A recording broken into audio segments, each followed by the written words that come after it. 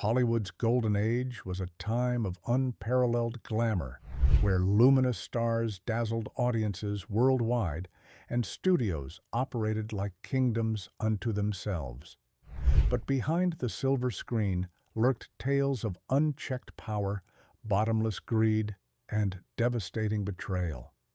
In an era when studios owned their actors through ironclad contracts and controlled every aspect of their public image, rumors persist that some of Tinseltown's most powerful moguls allegedly arranged fatal accidents for their biggest stars, covering up scandals, silencing rebellion, or eliminating liabilities who threatened to expose the industry's darkest secrets.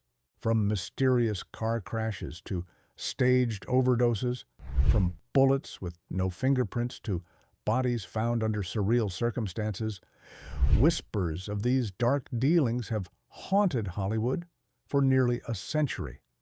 This is the untold story of the executives who may have played a role in the tragic fates of their brightest stars, and the system that allowed it all to happen in plain sight.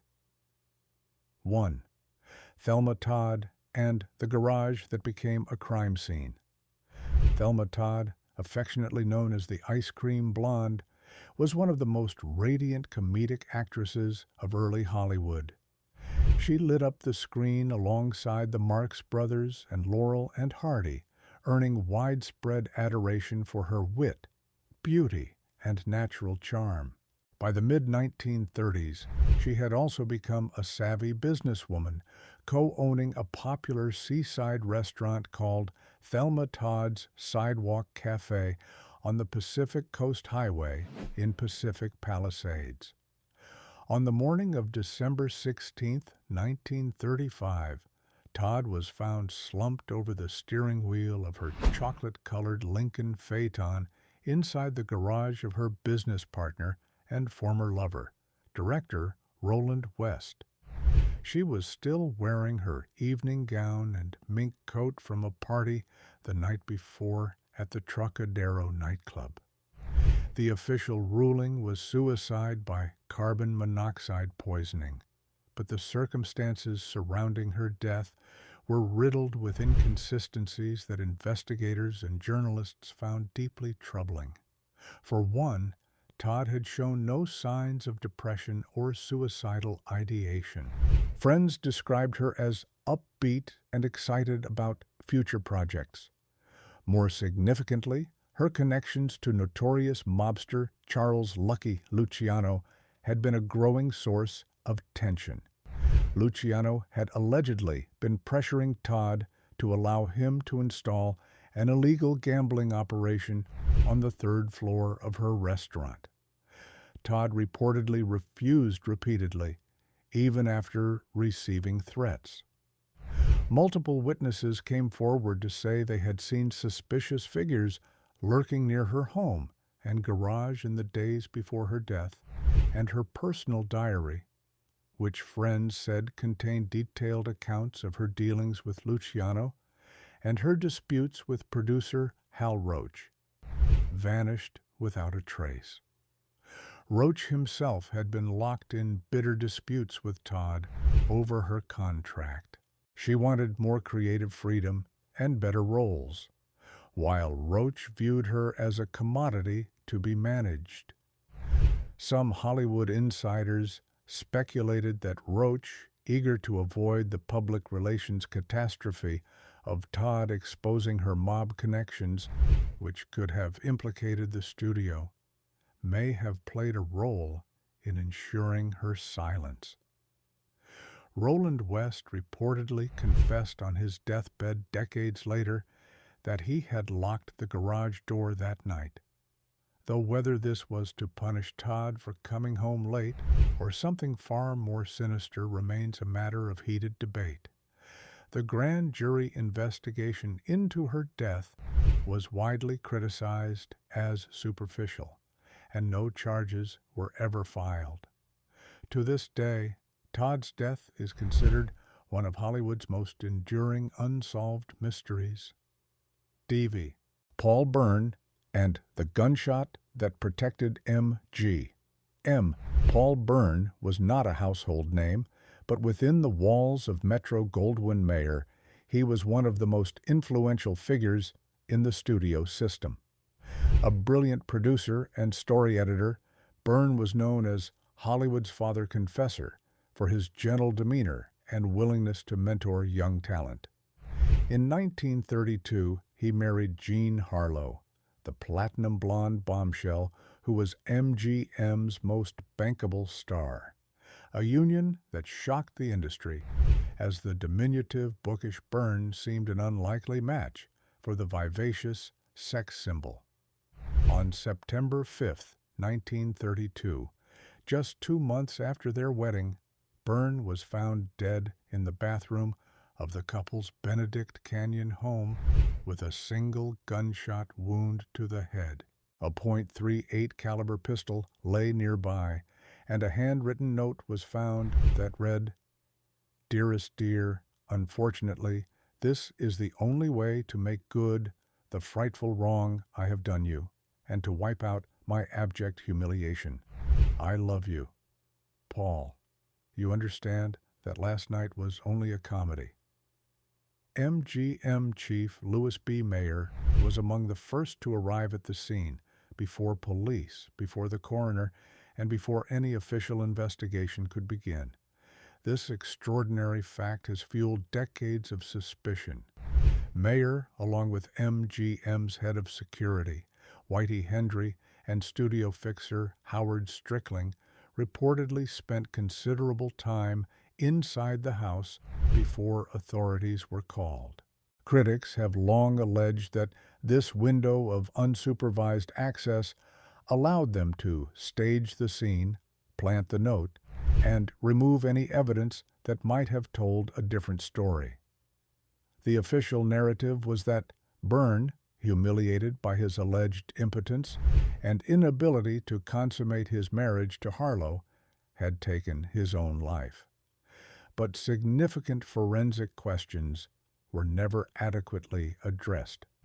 Gunshot residue patterns were reportedly inconsistent with a self-inflicted wound. Bern's body had been moved before the coroner examined it, and perhaps most damningly, a woman named Dorothy Millette, Bern's common-law wife from years earlier, whose existence MGM had carefully concealed, drowned herself in the Sacramento River just 1 day after Bern's death, a coincidence that struck many as far too convenient. Some researchers believe Millette may have killed Bern in a jealous rage, and that MGM covered this up to protect Harlow's image and the studio's investment in her career. Others go further, suggesting that Mayer himself orchestrated Bern's death because the producer had accumulated damaging knowledge about the sexual indiscretions and financial crimes of powerful studio figures. Bern was known to keep meticulous records and was privy to secrets that could have destroyed careers and brought legal scrutiny upon the entire studio. In the ruthless calculus of Golden Age Hollywood, one man's life may have been considered a small price to pay for institutional survival. 3. George Reeves and the bullet that killed Superman. George Reeves became a beloved figure in American homes as the star of Adventures of Superman, the television series that ran from 1952 to 1958 and turned him into a cultural icon.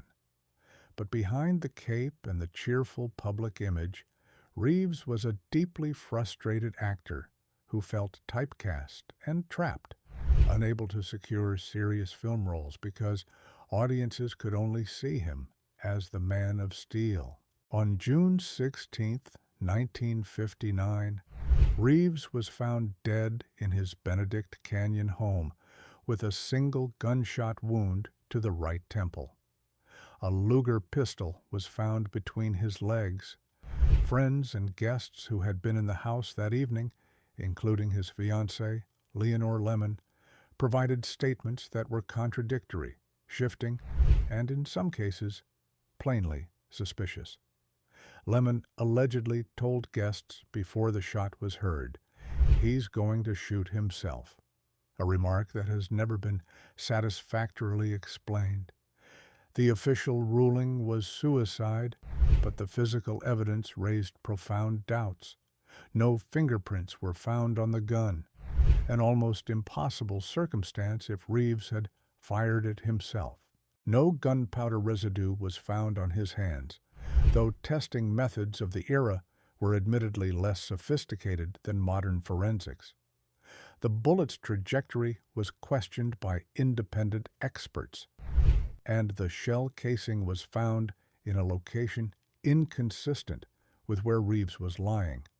What elevated the case from personal tragedy to potential conspiracy was Reeves's romantic entanglements with powerful Hollywood figures. For years, he had conducted a passionate affair with Toni Mannix, the wife of Eddie Mannix, a senior executive at MGM who was widely known as one of the most feared and ruthless fixers in the industry. Eddie Mannix had deep ties to organized crime and a documented history of using intimidation, violence, and surveillance to manage problems for the studio. When Reeves ended the affair with Toni to become engaged to Leonore Lemon, both Mannixes were reportedly furious. In the months before his death, Reeves told friends that he was receiving threatening phone calls, that his car had been tampered with, and that he believed someone was trying to harm him. Some investigators and biographers have pointed directly at Eddie Mannix as having the motive, the means, and the underworld connections to arrange a murder disguised as suicide.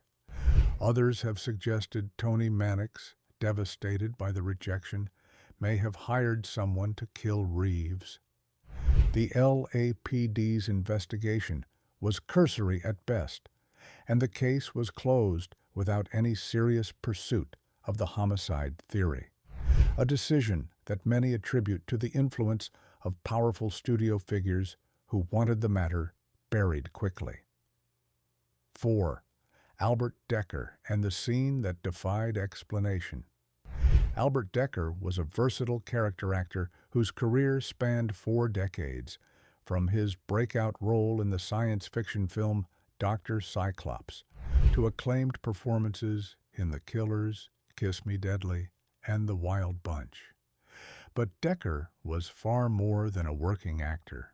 He was also a politically engaged intellectual who served a term in the California State Assembly, where he openly opposed the House Un-American Activities Committee and spoke out against McCarthyism, positions that made him powerful enemies in an industry that was systematically blacklisting anyone suspected of leftist sympathies. On May 5, 1968, Dekker was found dead in his Hollywood home under circumstances so bizarre that they defied rational explanation. His body was found in the bathtub, naked, bound with handcuffs, with a ball gag in his mouth and a noose loosely draped around his neck. Hypodermic needles were jabbed into each arm. Most disturbingly, his body was covered in cryptic words and symbols written in lipstick, including vulgar phrases and what appeared to be coded messages.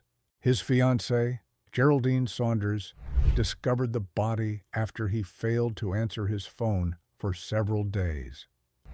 The official ruling was accidental death due to autoerotic asphyxiation, but this conclusion was met with widespread skepticism. Dekker's friends, family, and fiancée all insisted that nothing in his known behavior or psychology was consistent with such practices. Saunders pointed out that the elaborate staging of the scene, the restraints, the needles, the written messages, seemed designed to humiliate and degrade Dekker, suggesting a deliberate act of cruelty rather than a private accident. Furthermore, approximately $70,000 in cash was missing from his home, raising the possibility of robbery as a motive. But the deeper suspicion among some researchers centers on Decker's political activities. Even in 1968, the scars of the blacklist era ran deep, and Decker had continued to be outspoken about civil rights and anti-war causes. Some have suggested that his death was a professionally staged execution designed to look like a sordid accident, a method that would not only silence him, but also destroy his reputation posthumously, discouraging anyone from investigating further or treating him as a martyr. The LAPD conducted only a perfunctory investigation, and the case was closed without resolution, leaving behind one of Hollywood's most disturbing and unexplained death scenes. 5. Marilyn Monroe and the overdose the world never believed. No Hollywood death has generated more conspiracy theories, more books, more documentaries, or more enduring public fascination than the passing of Marilyn Monroe on August 4, 1962. Found dead in the bedroom of her Brentwood home by her housekeeper Eunice Murray, Monroe was officially declared to have died from an acute barbiturate overdose, ruled a probable suicide. She was 36 years old, and she had been in the midst of one of the most turbulent periods of her already tumultuous life. Monroe's relationships with President John F. Kennedy and Attorney General Robert F. Kennedy were among the worst-kept secrets in Washington and Hollywood alike. She had allegedly been promised by one or both brothers that she would become part of their inner circle, perhaps even the next Mrs. Kennedy, promises that were, by most accounts, never intended to be kept. When Monroe realized she was being cast aside, friends said she became increasingly erratic, making phone calls to the White House and threatening to hold a press conference to reveal the details of her affairs, including sensitive information about government operations that the Kennedys had allegedly shared with her during intimate moments. The forensic evidence surrounding her death has been questioned for decades. Despite the massive quantity of barbiturates found in her bloodstream, no pill residue was found in her stomach, suggesting the drugs may have been administered by injection or suppository rather than swallowed, a detail inconsistent with the suicide narrative. Her housekeeper gave contradictory accounts of the timeline, changing her story multiple times over the years.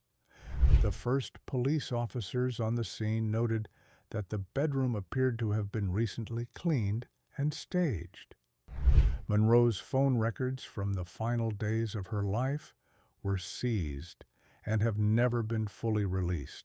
Peter Lawford, the Kennedy brother-in-law and actor who was one of the last people to speak with Monroe by phone that evening, allegedly told friends that Robert Kennedy had visited Monroe's home that night, a claim that has been both supported and disputed by various witnesses over the years.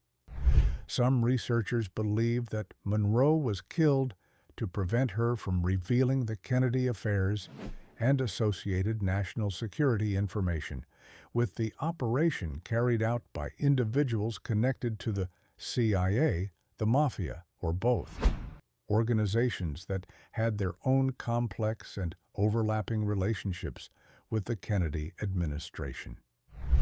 Within the Hollywood context, 20th Century Fox had recently fired Monroe from her final film, Something's Got to Give, and the studio was facing potential financial ruin.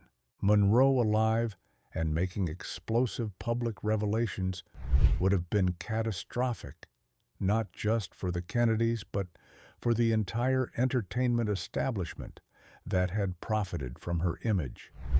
Whether studio executives played a direct role, turned a blind eye, or simply benefited from her silence, the circumstances of Monroe's death remain a source of anguish and outrage more than 6 decades later. 6. Carol Landis and the affair that ended in silence. Carol Landis was one of the most beautiful and talented actresses of the 1940s, a performer who had entertained troops on dangerous USO tours during World War II and earned a devoted following for films like 1 Million BC and I Wake Up Screaming.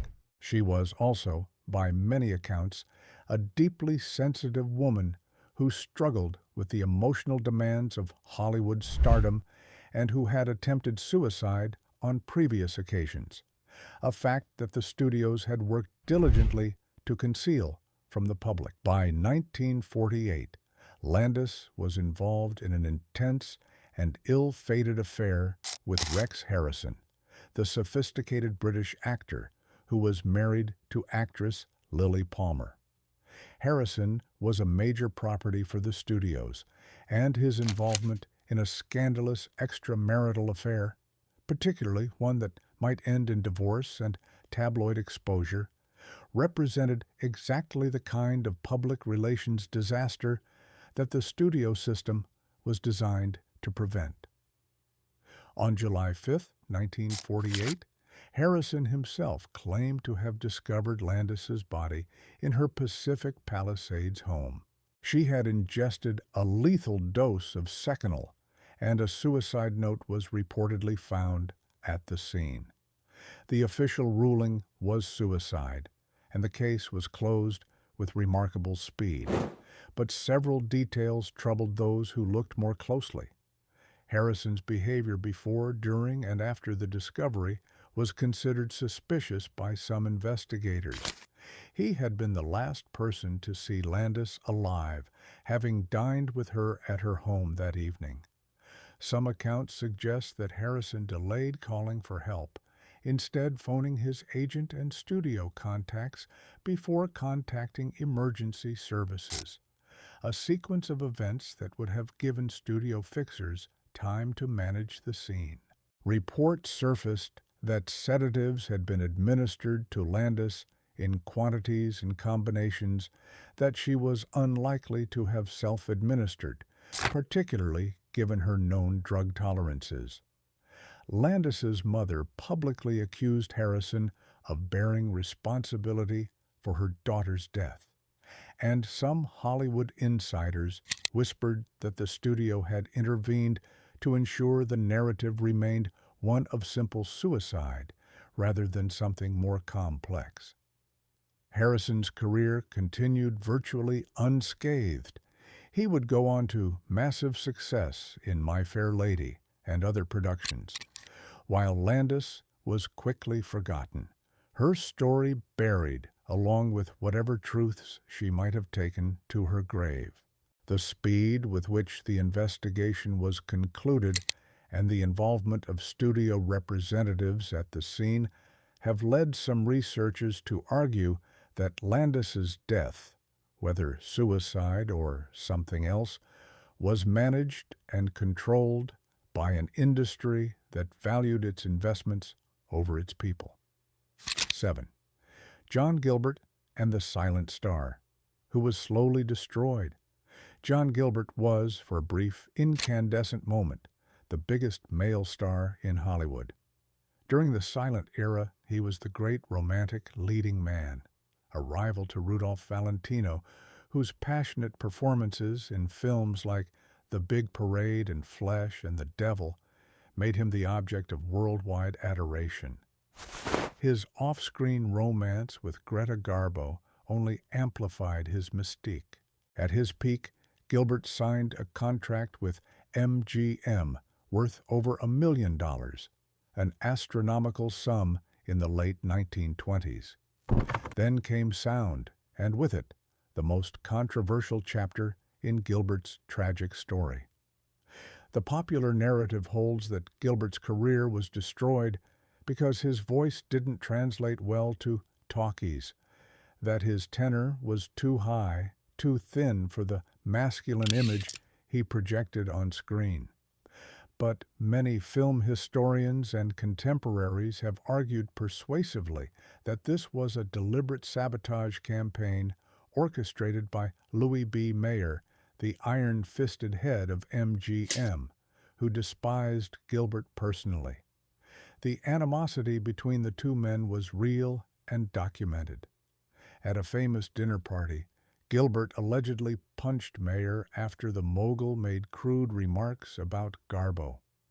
Other accounts describe Mayer humiliating Gilbert at his own aborted wedding to Garbo, an incident that left Gilbert enraged and Mayer bent on revenge. According to multiple insiders, Mayer ordered MGM's sound engineers to deliberately sabotage Gilbert's early talkies by manipulating the audio recording to make his voice sound higher and thinner than it actually was. Director King Vidor and others later stated that Gilbert's voice was perfectly adequate and that the technical sabotage was intentional. But the destruction went beyond professional humiliation. Cast into increasingly poor roles, publicly mocked, and systematically undermined by the studio that still held his contract, Gilbert descended into severe alcoholism and depression. He became a recluse, drinking himself into oblivion in his Hollywood home. On January 9, 1936, Gilbert died of a heart attack at the age of 38. The official cause was cardiac failure related to chronic alcoholism. However, some insiders whispered about more direct intervention. Stories circulated that Gilbert's whiskey had been poisoned or laced with substances designed to accelerate his physical deterioration. Whether these rumors were literal truth or dark metaphor for the studio's systematic destruction of his career, health, and will to live, the effect was the same.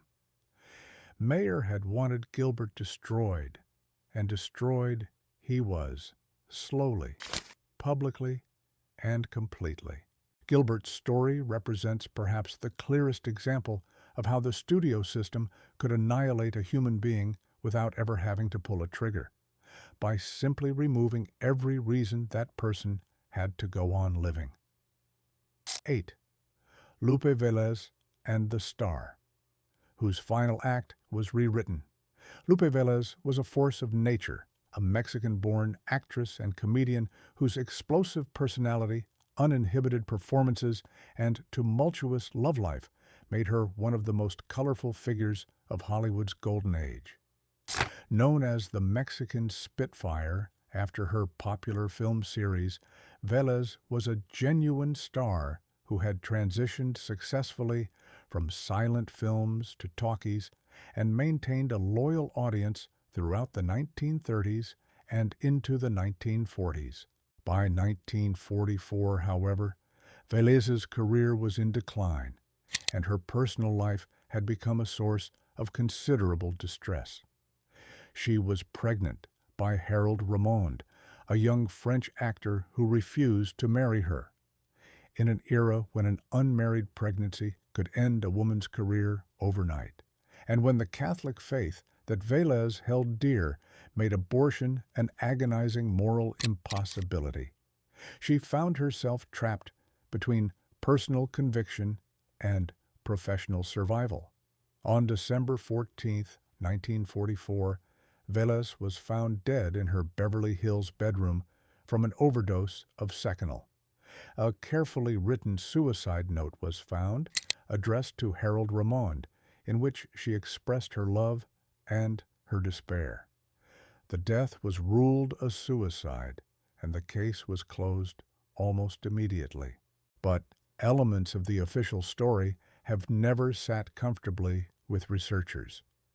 The suicide note was described by some who saw it as unusually composed and methodical for a woman known for her passionate, impulsive temperament. The original autopsy report went missing from official files and has never been recovered, an absence that has fueled decades of speculation about what it might have revealed. Some accounts suggest that the studio that distributed her films had been desperate to prevent the pregnancy from becoming public knowledge, as it would have generated exactly the kind of scandal that the Hays Code era industry feared most. The most persistent theory holds that Velez was given the overdose by someone else, perhaps at the direction of studio figures or associates who determined that her death was preferable to the embarrassment her pregnancy would cause. The missing autopsy report, the speed of the investigation's conclusion, and the involvement of studio-connected individuals in managing the aftermath all contribute to a narrative of institutional cover-up. Velez's death has also been subjected to decades of posthumous cruelty, including a fabricated and grotesque account of her final moments that was invented by a Hollywood writer and repeated as fact for years.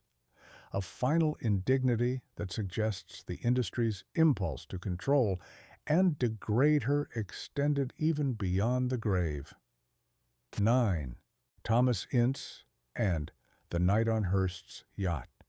The death of Thomas Ince is arguably the original Hollywood murder mystery, the case that first demonstrated how wealth and power could make the truth simply disappear. Ince was one of the founding figures of the American film industry, a pioneering producer and director who helped establish the studio system itself. By 1924, he was celebrating his 42nd birthday and was in negotiations for a major business deal with newspaper magnate William Randolph Hearst, one of the most powerful men in America. On November 15, 1924, Ince boarded Hearst's magnificent yacht, the Oneida, for a birthday cruise along the Southern California coast. The guest list was a who's who of early Hollywood royalty. Charlie Chaplin, actress Marion Davies, who was Hearst's mistress, columnist Luella Parsons, and several other prominent figures. What happened aboard the yacht over the next 2 days has been the subject of speculation, investigation, and dramatization for over a century. The official story, released by Hearst's own newspapers, was that Ince had fallen ill with acute indigestion and was taken ashore for medical treatment. He was transported to a private residence rather than a hospital and died on November 19th. His body was cremated almost immediately, before a thorough autopsy could be performed and before many of his family members had even been notified of his death. The death certificate, signed by a single physician, listed the cause as heart failure. But witnesses and insiders told a very different story. The most persistent account holds that Hearst, a notoriously jealous man, discovered or believed that Davis was having an affair with Charlie Chaplin. In a rage, Hearst allegedly retrieved a gun and fired at the person he believed to be Chaplin, but hit Ince instead, possibly as Ince was emerging from below deck or as he intervened in the confrontation.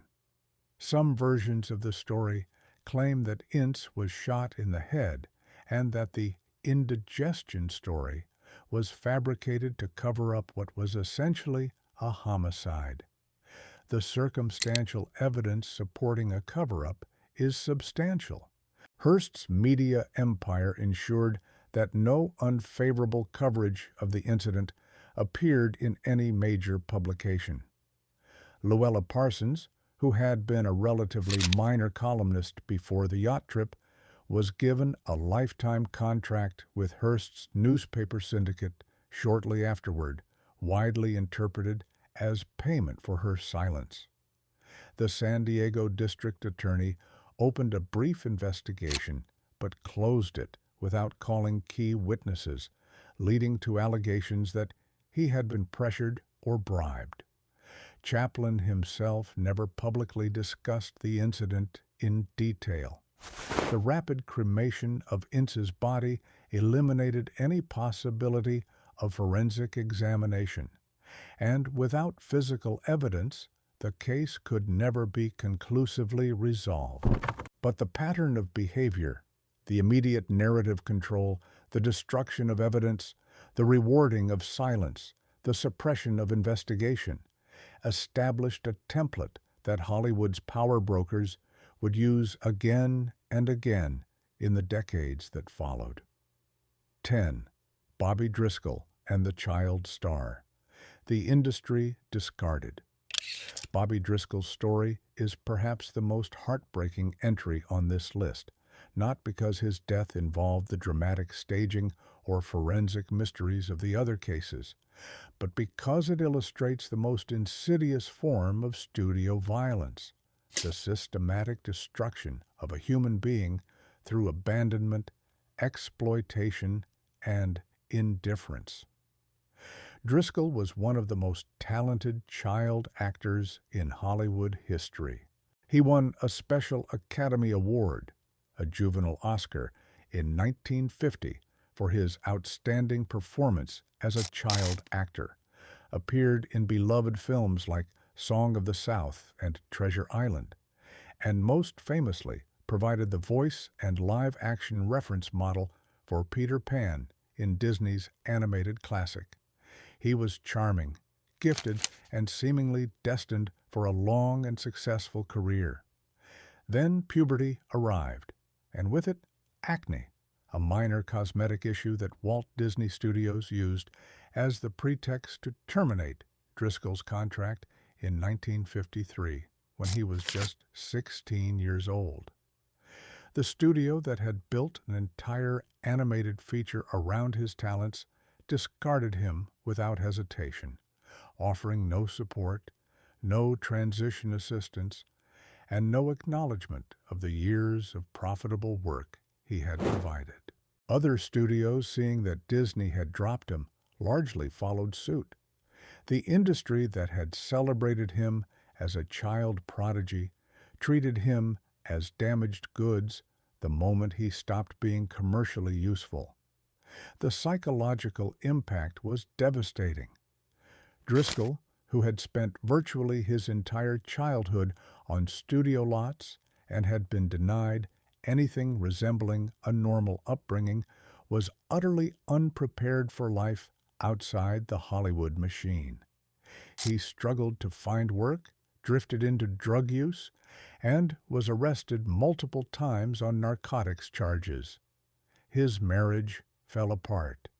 He moved to New York in a desperate attempt to reinvent himself as a serious artist, but found only deepening poverty and isolation. On March 30th, 1968, Bobby Driscoll's body was found by two children playing in an abandoned tenement building in the East Village neighborhood of Manhattan. He was lying on a cot surrounded by empty beer bottles and religious pamphlets. He had been dead for several days. No identification was found on his body, and because no one in New York connected the gaunt, prematurely aged man to the bright-eyed child star of 2 decades earlier, his body was buried in an unmarked pauper's grave on Hart Island, New York City's mass burial ground for the unclaimed and forgotten. It was not until 1969, when his mother attempted to locate him, that the connection was made through fingerprint records. By then, Bobby Driscoll, Academy Award winner, the voice of Peter Pan, a boy who had once been one of the most recognizable faces in America, had been lying in an anonymous mass grave for over a year. While Driscoll's death was not a murder in the conventional sense, many argue that It was the end result of a system that treated human beings as disposable resources. The studio that profited enormously from his childhood labor bore no legal or moral responsibility for his welfare once he ceased to be profitable. The industry that had the resources to help him and that had created the conditions for his destruction simply looked away. In its own way, Bobby Driscoll's fate may be the most damning indictment of all. Not a single bullet or a staged crime scene, but the slow, grinding, institutionalized cruelty of an industry that used people up and threw them away. Hollywood's dark underbelly suggests that not all of the Golden Age's tragedies were the accidents and suicides they were made to appear. While much of the evidence remains circumstantial and speculative, the patterns are difficult to dismiss. The same studio fixers appearing at death scenes before police, the same rapid closures of investigations, the same convenient cremations and missing documents, the same rewarding of silence and punishing of inquiry. These were not isolated incidents, but symptoms of a system in which a handful of extraordinarily powerful men controlled every aspect of their stars' lives. And, some allege, their deaths. Were these stars victims of an industry that eliminated its own to protect its image, its profits, and its secrets? The truth may never be fully uncovered, buried as it is beneath decades of institutional silence, destroyed evidence, and the deaths of everyone who might have testified. But the whispers linger across the generations, haunting reminders of the terrible price some paid for fame, and of the men behind the curtain who may have decided that price was worth paying. If even a fraction of these rumors hold truth, then the real horror story of Hollywood's golden age wasn't projected on the silver screen. It was written in the shadows behind it.